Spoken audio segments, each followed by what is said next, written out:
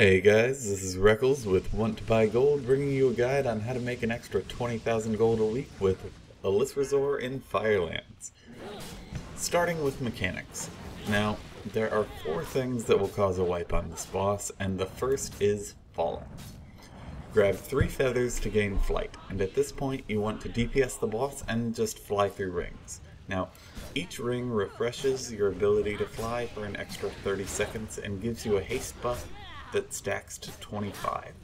If you're having trouble getting through the rings, fly slightly above and behind Alysrazor and aim down and into the rings after they spawn. The second thing that will wipe you is the birds that spawn. After the 4th ring that forms, immediately fly down and kill them.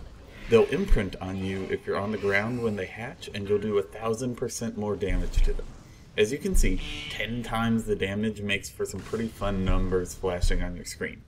From here, it's back up into the air, and you go about trying to build the 25 stacks if you can.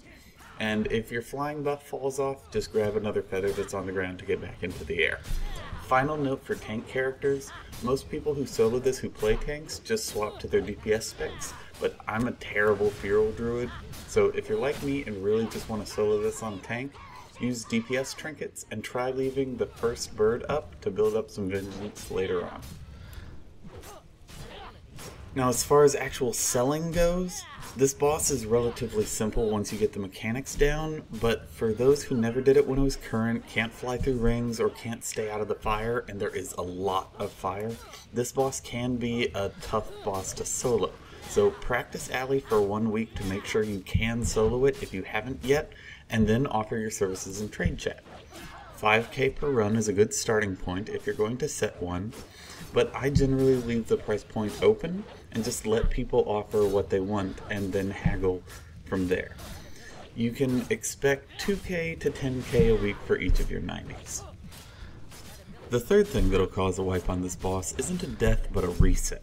When you give the boss too much room and angle your flight towards the ring just a little too wide, you'll fly outside of her encounter, and if you think it's annoying to spend 5 minutes on this boss and have it disappear on you out of nowhere, imagine if that happens after you gave someone 10,000 gold.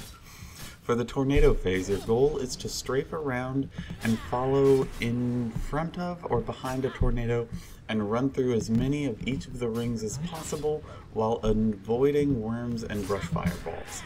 Note that you can still hit the boss in this phase if you want, even if you're melee, but you might just want to focus on staying out of the fire and building your buff, because this is the 4th reason people wipe on this boss. Once she burns out, ignore everything and just kill, kill, kill. You should have a 200% haste buff and 75% extra crit if you have 25 stacks of the buff, so just blow your cooldowns and destroy her. Do all that and she should just fall right over. As you can see, I didn't get the mount, but I did get a mount from finally finishing the meta achievement for Firelands. I got the Corrupted Firehawk, the purple version of Alysrazor.